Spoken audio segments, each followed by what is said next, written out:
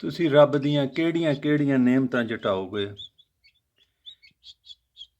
ਇਨਸਾਨ ਨੇ ਅੱਲਾ ਦਾ ਦਿੱਤਾ ਆ ਦਿਮਾਗ ਆ ਵਰਤ ਕੇ ਇਨਕੂਬੇਟਰ ਬਣਾ ਲਈ। ਇਹ ਦੇਖੋ, ਇਹ ਚੂਜ਼ਾ ਜਿਹੜਾ ਹੈ ਇਹਦੀ ਪੈਦਾਇਸ਼ ਹੋ ਰਹੀ ਹੈ, ਆਂਡੇ ਚੋਂ ਨਿਕਲ ਰਿਹਾ ਇਸ ਵੇਲੇ।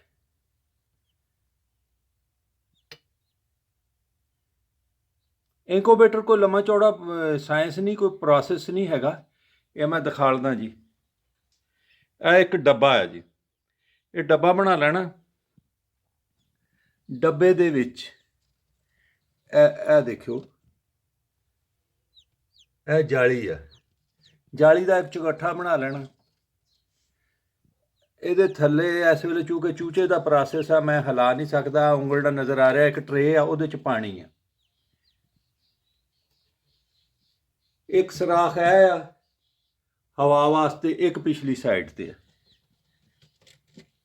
ਉਹ ਸਾਹਮਣੇ ਥਰਮੋਸਟੇਟ ਨਜ਼ਰ ਆ ਰਿਹਾ, ਜਿਹੜਾ ਕੰਟਰੋਲ ਕਰਦਾ ਟੈਂਪਰੇਚਰ ਨੂੰ।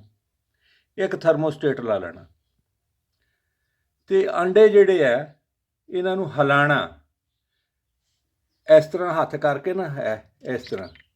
ਲੇਕਿਨ ਜਦੋਂ ਅੰਡਿਆਂ ਦੇ ਦਿਨ ਪੂਰੇ ਹੋ ਜਾਣ, ਮੁਰਗੀ ਦੇ ਹੋ ਜਾਣ 18 ਦਿਨ, ਉਸ ਤੋਂ ਬਾਅਦ ਨਹੀਂ ਹਿਲਾਣਾ। ਬਤਖ ਦੇ ਹੋ ਜਾਣ 28 ਦਿਨ, ਕਿਉਂਕਿ 30 ਦਿਨ ਬਾਅਦ ਨਿਕਲਣਾ। 2 ਦਿਨ ਪਹਿਲੇ ਹਿਲਾਣਾ ਬੰਦ ਕਰ ਦੇਣਾ ਤਾਂ ਕਿ ਚੂਜ਼ੇ ਦਾ ਪ੍ਰੋਸੈਸ ਮੁਕੰਮਲ ਆ, ਉਹ ਪਜ਼ਲ ਨਾ ਹੋਵੇ। ਮੱਘ ਆ ਇੱਕ ਬਤਖ ਦੀ ਕਿਸਮ, ਉਹ 40 ਦਿਨ ਬਾਅਦ ਕੱਢਦਾ ਹੈ। ਇਸੇ ਤਰ੍ਹਾਂ ਹੀ ਇਹ ਦੇਖੋ ਨਾਲ ਅੱਲਾ ਦੀ ਸ਼ਾਨ, ਵਾਹ ਮਾਲਕਾ ਤੇਰੇ ਰੰਗ ਆ। ਇਨਸਾਨ ਕਿੱਡਾ ਨਸ਼ੁਕਰਾ ਆ। ਇਹ ਬੱਚਾ ਆਪਣੀ ਮਦਦ ਆਪ ਦੇ ਤਹਿਤ, ਅਗਰ ਇਹ ਮਾਂ ਦੇ ਥੱਲੇ ਆਂਡੇ ਹੋਣ ਮੁਰਗੀ ਦੇ ਥੱਲੇ, ਤੇ ਇਹ ਜਨਾਬ ਉਹ ਫਿਰ ਠੋਰ ਕੇ ਆਪ ਮਦਦ ਦਿੰਦੀ ਹੈ। ਲੇਕਿਨ ਇਹ ਕੁਦਰਤੀ ਤੌਰ 'ਤੇ ਇਹ ਦੇਖਦਿਆਂ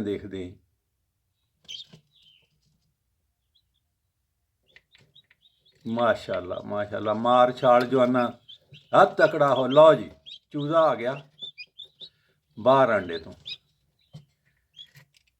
ਇਹ ਖੋਲ ਹੈ।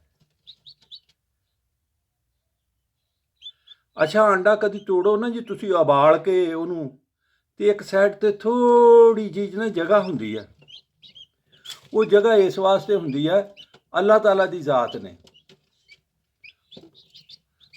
ਅੱਲਾਹ ਤਾਲਾ ਦੀ ਜ਼ਾਤ ਨੇ ਉਹਦੇ ਵਾਸਤੇ ਕਿ ਜਿਹੜਾ ਨਵਾਂ ਬੱਚਾ ਜੰਮਣਾ ਹੈ, ਆਕਸੀਜਨ ਦਾ ਇੰਤਜ਼ਾਮ ਕੀਤਾ ਹੁੰਦਾ, ਸਾਹ ਲੈਣ ਦਾ। ਉਨੀ ਕੁ ਆਕਸੀਜਨ ਲੈ ਕੇ ਫਿਰ ਚੁੰਝ ਮਾਰ ਕੇ ਤੇ ਤੋੜ ਲੈਂਦਾ।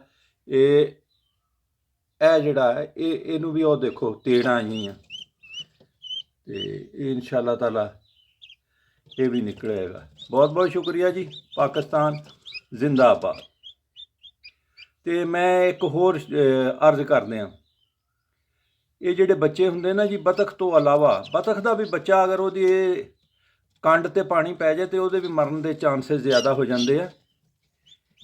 ਪਾਣੀ ਇਹਨਾਂ ਨੂੰ ਇੰਨਾ ਕੁ ਪਿਲਾਓ ਕਿ ਡੁੱਬਣ ਨਾ। ਤੇ ਇਹ ਜਿਹੜੇ ਬੱਚੇ ਮੁਰਗੀ ਦੇ, ਚਕੋਰ ਦੇ, ਤਿੱਤਰ ਦੇ, ਮੋਰ ਦੇ, ਇਹਨਾਂ ਨੂੰ ਪਾਣੀ ਪਿਲਾਓ ਤੇ ਬਾਹਰ ਕੱਢ ਲਓ। ਇਹ ਬੱਚੇ ਦੀ ਆਦਤ ਹੁੰਦੀ ਪਾਣੀ ਦੇ ਵਿੱਚ ਡੁੱਬ ਜਾਂਦਾ ਤੇ ਜ਼ਿਆਦਾ ਅਮਵਾਤ ਹੋ ਜਾਂਦੀਆਂ। ਬਹੁਤ ਇਹਤਿਆਤ ਕਰਨਾ, ਬੱਚਾ ਇਨਸਾਨ ਦਾ ਹੋਵੇ ਜਾਂ ਜਾਨਵਰ ਦਾ, ਬਗੈਰ ਮਾਂ ਦਾ ਬੱਚਾ ਪਾਲਣਾ ਬਹੁਤ ਔਖਾ ਜੀ। ਬਹੁਤ ਬਹੁਤ ਸ਼ੁਕਰੀਆ।